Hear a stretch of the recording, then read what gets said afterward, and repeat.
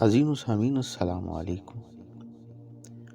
قرآن واضح طور پر گواہی دیتا ہے کہ یہ دو وحشی خون خوار قبیلوں کے نام تھے۔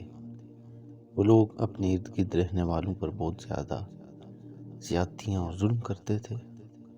بہت سے مفسرین قرآن نے لکھا کہ تورات کی ساری باتوں سے مجموعی طور پر معلوم ہوتا ہے کہ یاجوج ماجوج ایک یا کئی بڑے بڑے قبیلے تھے۔ یہ شمالی ایشیا کے دور دراز علاقے میں رہتے تھے۔ یہ جنگجو، غارت گر اور ڈاکو قسم کے لوگ تھے۔ تاریخ کے بہت سے دلائل کے مطابق زمین کے شمال مشرق مغلستان کے اطراف میں گزشتہ زمانوں میں انسانوں کا گویا جوش مارتا ہوا چشمہ تھا۔ یہاں کے لوگوں کی آبادی بڑی تیزی سے پلتی پھولتی تھی۔ آبادی زیادہ ہونے پر یہ لوگ مشرق کی سمت یا نیچے جنوب کی طرف چلے جاتے تھے اور سیل رواں کی طرح ان علاقوں میں پھیل جاتے تھے اور پھر تدریجاً وہاں سکونت اختیار کر لیتے تھے۔ تاریخ کے مطابق سیلاب کی مانند ان قوموں کے اٹھنے کے مختلف دور گزرے۔ جمہور مفسرین و احادیث کے نزدیک یاجوج ماجوج یافس بن نوح کی اولاد میں سے ہیں۔ ذوالقرنین بادشاہ نے ان کے راستے کو، جو دو پہاڑوں کے درے میں تھا، ایک آہنی دیوار سے مستحکم بند کر دیا تھا۔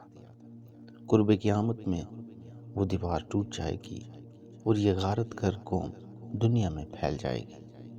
کوئی ان سے مقابلہ نہ کر سکے گا۔ آخر آسمانی وبا سے خود بخود مر جائیں گے۔ یاجوج ماجوج کا آخری زمانے میں نکلنا علم الہی میں طے شدہ ہے، اور یہ کہ ان کا خروج قیامت کی نشانی کے طور پر قرب قیامت میں ہوگا۔ اسی بنا پر حدیث نبی صلی اللہ علیہ وآلہ وسلم میں ان کے خروج کو قیامت کی علامات کبریٰ میں شمار کیا گیا ہے، اور بہت سی احادیث میں ارشاد فرمایا گیا کہ ان کا خروج سیدنا عیسیٰ علیہ السلام کے زمانے میں ہوگا۔ ان سب باتوں سے قطع نظر قدرت خداوندی کے پیش نظر یہ بھی ممکن ہے کہ کسی منتہائی خطۂ ارض میں انسانوں کی فضائی یا زمینی رسائی کے باوجود اللہ تبارک و تعالی قوم یاجوج ماجوج کو انسانی نگاہوں اور دست راست سے پوشیدہ رکھیں اور ہمیں ان سے مخفی رکھیں۔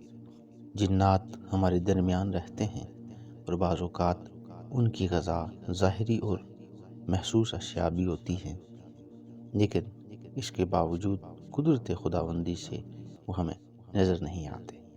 اس لیے کسی چیز کا نظر نہ آنا معدوم ہونے کی دلیل نہیں بن سکتا۔ نگاہوں سے دکھاوا اور نگاہوں کے درمیان پردے ڈال دینا خدا تعالیٰ کے لیے دونوں برابر ہیں۔